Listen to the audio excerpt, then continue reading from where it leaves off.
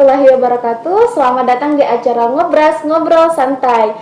Saya selaku host pada malam hari ini ditemani oleh Bapak Ahmad Rozikin. Assalamualaikum Pak. Waalaikumsalam warahmatullahi wabarakatuh. Bapak Ahmad Rozikin ini selaku sekretaris dari LPNU Kota Tarakan. Jadi sebelum berbicara jauh nih Pak tentang LPNU, kalau boleh tahu Bapak bisa menjelaskan sedikit nih tentang LPNU itu seperti apa sih Pak, dan tujuannya untuk warga Nahdien itu seperti gimana? Oke, baik, terima kasih waktu yang diberikan kepada saya.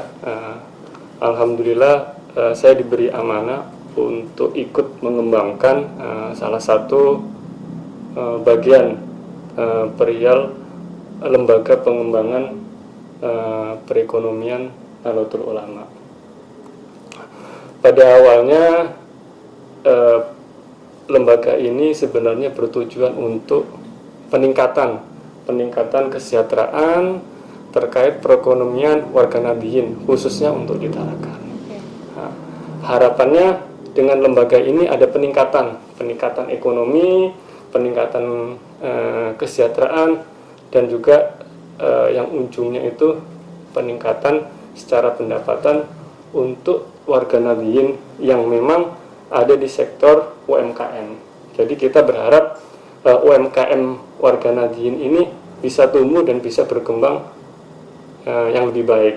Kami berharap lembaga ini bisa menaungi dan juga bisa menjembatani teman-teman pengusaha yang ada di yang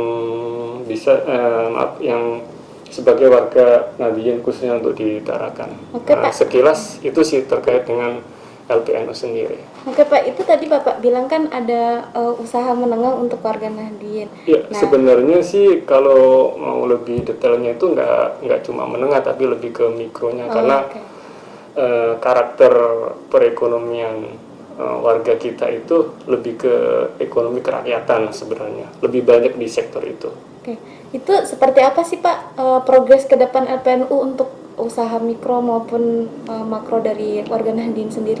Sebenarnya kalau progres untuk saat ini masih belum, karena kita masih lembaga baru, tapi kita punya program. Program kita yang pertama itu kita lebih ke pendataan. Jadi kita harus punya data nih, kita harus punya data berapa jumlah warga NU yang jadi pengusaha itu dari skala mikro, menengah maupun yang skala besar. Kita harus punya data, karena itu adalah bagian dari rencana kita untuk menentukan program berikutnya. Yang kedua, program kita itu terkait kemitraan. Jadi kita harus bermitra. Lembaga ini nggak bisa berdiri sendiri. Kita harus bermitra, baik itu dengan BANOM atau lembaga internal di NU sendiri maupun eksternal, baik itu ke perusahaan atau ke lembaga-lembaga pemerintah lainnya. Itu. Berikutnya program kita itu terkait kewirausahaan. Jadi kita berharap lembaga ini bisa menciptakan pengusaha-pengusaha baru. Mudah-mudahan kalau ini terrealisasi, kita mau buat program itu namanya NU-Planner. Jadi orang bisa bilang Newpreneur. Harapannya seperti itu. Terus program yang berikutnya, ini yang diamanahkan ke kami pas waktu awal berdirinya LPNU itu adalah BMT. Jadi kita berharap PCNU atau NU Tarakan itu punya BMT. Jadi Baitul Mal Watanwil. Harapannya seperti itu. Itu sekilas tentang program dari LPNU. Oke. Dari yang progresnya dari LPNU itu Pak, apakah ada penyerapan tenaga kerja dari warga Nahdien sendiri atau Bapak mau ambil dari mana gitu untuk yang mengurusi progres itu? Tetap kita akan mengutamakan warga kita sendiri. Contoh nanti kalau memang saya ambil contoh terkait dengan BMT. Ya. Jadi BMT ini prosesnya itu sudah di perizinan di notaris. Harapannya nanti orang-orang yang mengisi di dalamnya itu orang-orang NU dan orang-orang yang punya kompeten. Itu poinnya di situ, karena ketika lembaga ini lembaga keuangan itu harus diisi orang-orang yang profesional. Gitu. Nah, supaya apa?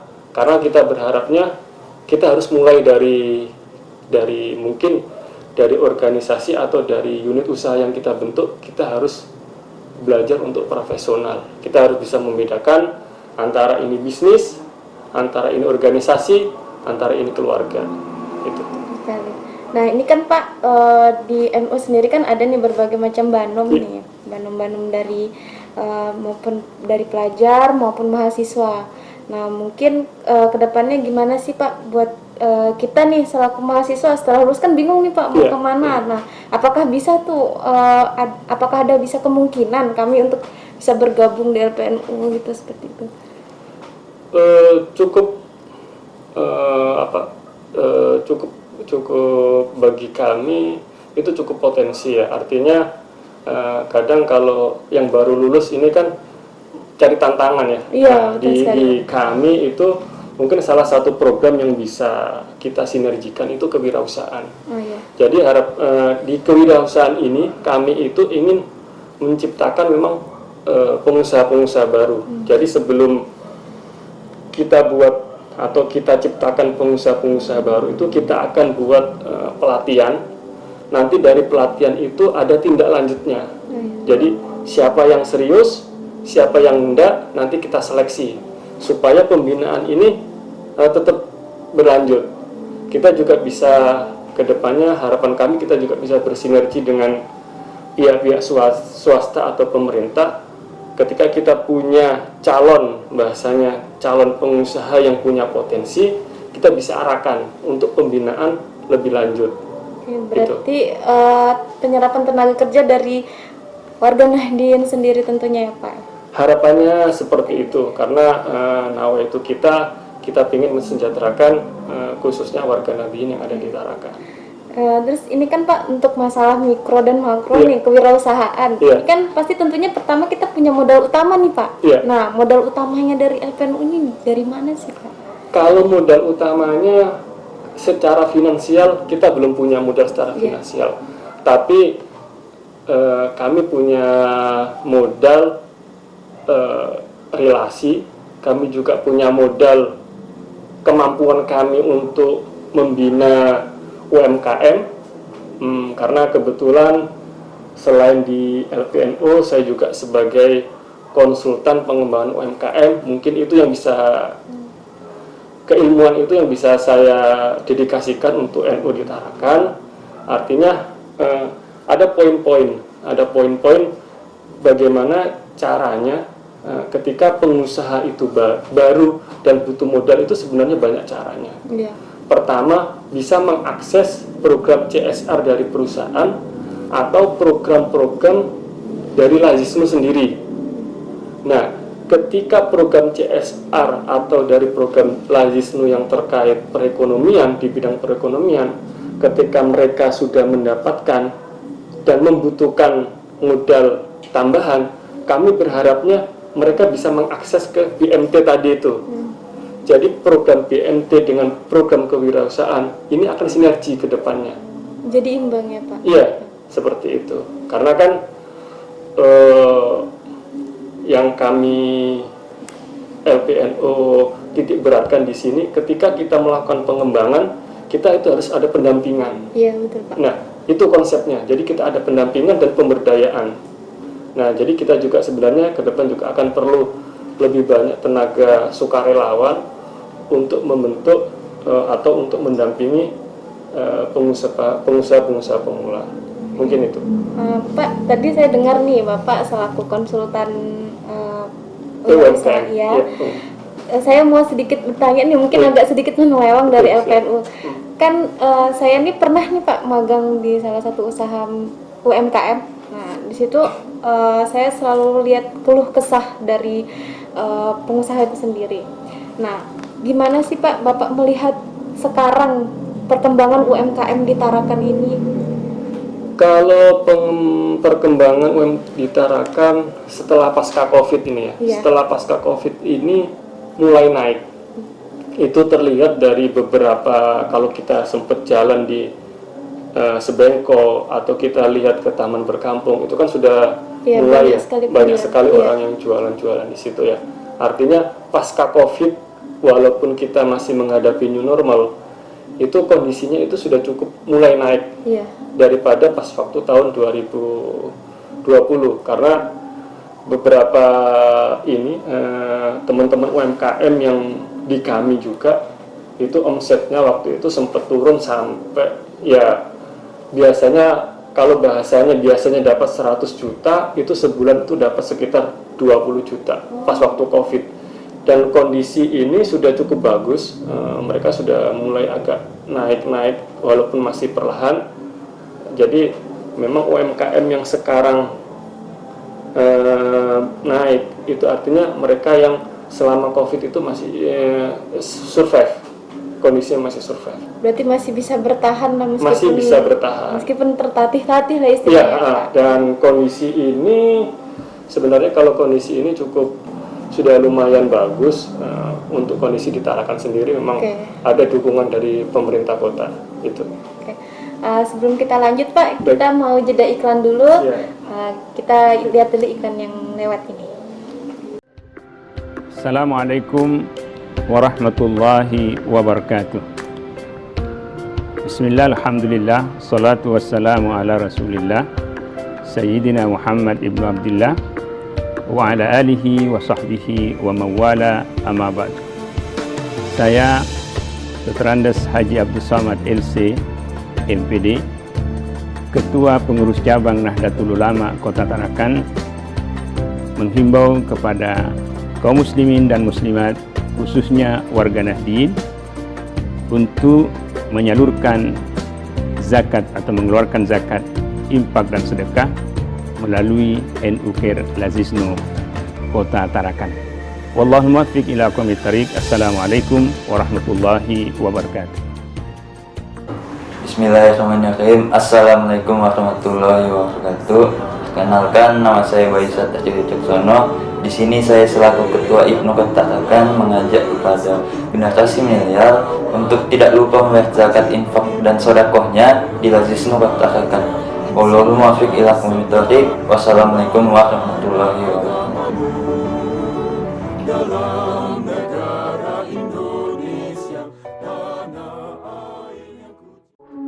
Assalamualaikum warahmatullahi wabarakatuh. Rabbi shrahli sadri wa yassirli amri wahlul 'uqdatam min lisani yafqahu qawli. Saya Bang Thoyib sebagai fotografernya Kota Tarakan. Alhamdulillah saya juga ditunjuk sebagai brand ambasadornya Lazisno Kota Tarakan. Saya mengajak kepada seluruh elemen masyarakat, terutama wirausaha, untuk menyalurkan zakat, infak dan sodakonya ke NU Care Lazisno Kota Tarakan. Semoga kita semua diberi keberkahan di bulan Ramadan ini. Wallahul muwaffiq ila aqwamit thariq. Wassalamualaikum warahmatullahi wabarakatuh. Bangkit bersama Lazisno.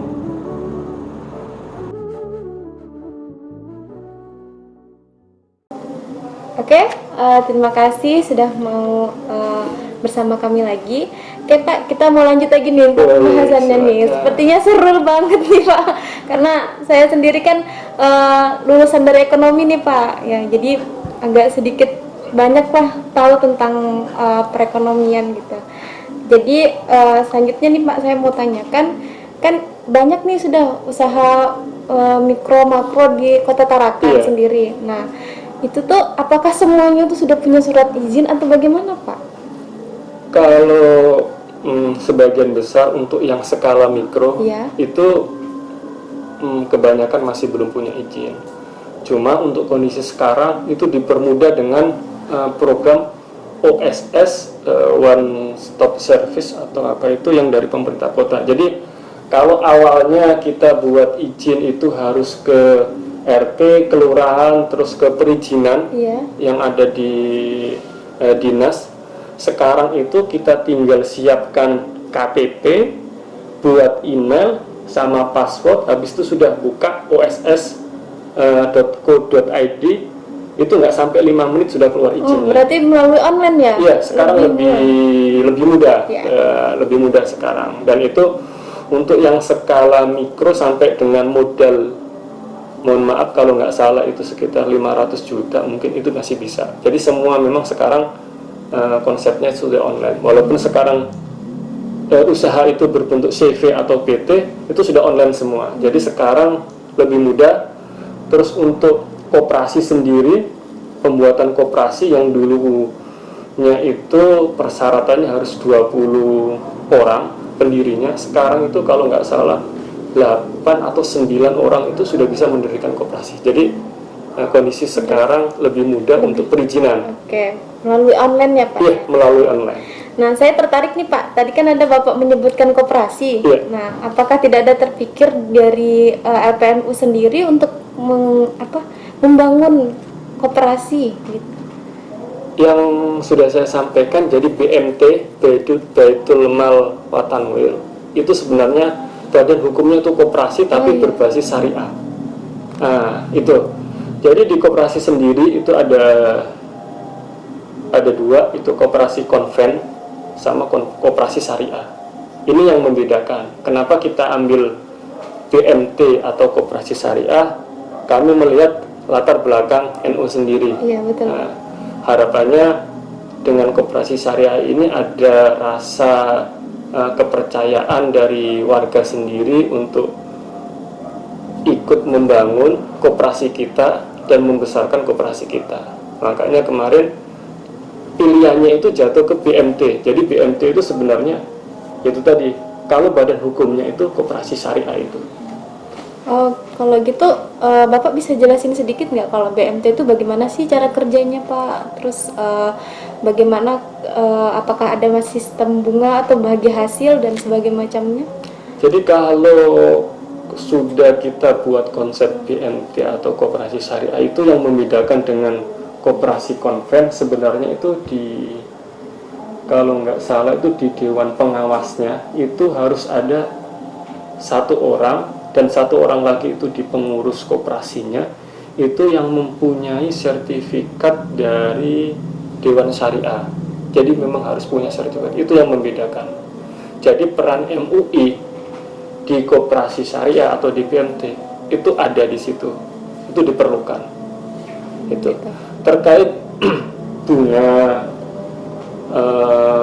terkait atau bunga pinjaman atau apa, sebenarnya kalau di koperasi syariah itu kita lebih mengenalnya itu istilahnya itu bagi hasil. Iya, bagi hasil. Bagi hasil. Cuma nanti kita akan sesuaikan dengan akadnya, apakah itu akad mudharabah atau akad nanti yang seperti apa. Jadi kita memang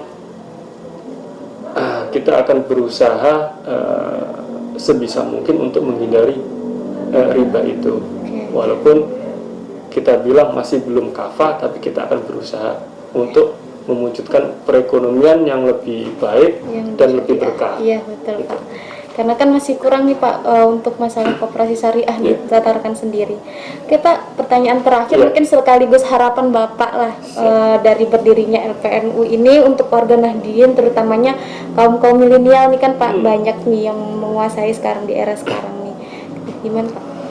Harapan kami di LPNU sebenarnya kalau untuk teman-teman yang milenial, karena ini memang sudah eranya, betul, Pak. Kita pengen itu ada ide-ide kreatif yang bisa menjadikan itu sebagai usaha. Jadi kita pengen itu ada industri kreatif, karena ini kan memang ya jiwanya milenial kan lebih ke kreativitas kan. Jadi kita berharap di NU sendiri itu banyak pengusaha-pengusaha di bidang kreativitas ya, di industri kreatif, dan itu kami berharap itu lebih banyak diisi oleh teman-teman milenial karena kondisi sekarang, kondisi perekonomian sekarang, baik itu bagi Nahdien atau bagi masyarakat umum, itu akan menentukan 10-20 tahun ke depan. Iya, betul, Pak. Harapan kami berikutnya ya, kami berharap dengan lembaga ini kami berharap semua bisa bersinergi, baik dari Banom maupun dari lembaga lainnya, untuk menjadikan perekonomian UMKM kita, perekonomian UMKM warga Nahdien khususnya di Tarakan itu bisa lebih baik, di mana mayoritas warga kita itu adalah sebagai wirausaha. Itu harapan kami. Dan dengan adanya BMT ini, kebutuhan modal yang selama ini jadi kendala itu bisa jadi solusi. Dan kami dengan BNP ini kami berharap ini adalah solusi yang bagi kami mudah-mudahan ada keberkahan, Amin. ada kemandirian umat di dalam organisasi ini untuk mewujudkan kemandirian umat bagi masyarakat atau bagi warga Nahdien khususnya di Tarakan. Mungkin ya. Terima kasih Pak, Ya, terima baik. kasih banyak waktunya Terima kasih. untuk malam hari ini. Di sini pada malam hari ini saya bisa menyimpulkan bahwa LPNU ini masih merupakan lembaga baru di Nahdlatul Ulama Kota Tarakan. Harapannya kedepannya warga Nahdien bisa ikut terserap dalam kegiatan LPNU dan tentunya juga tujuannya adalah untuk mensejahterakan sendiri warga Nahdlatul Ulama. Oke, terima kasih. Untuk teman-teman dan sahabat-sahabat semua yang nonton pada malam hari ini, jangan lupa like, comment, and subscribe channel NU Channel Kota Tarakan. Demikian dari saya. Wallahul muwaffiq ila aqwamit thoriq. Wassalamualaikum warahmatullahi wabarakatuh.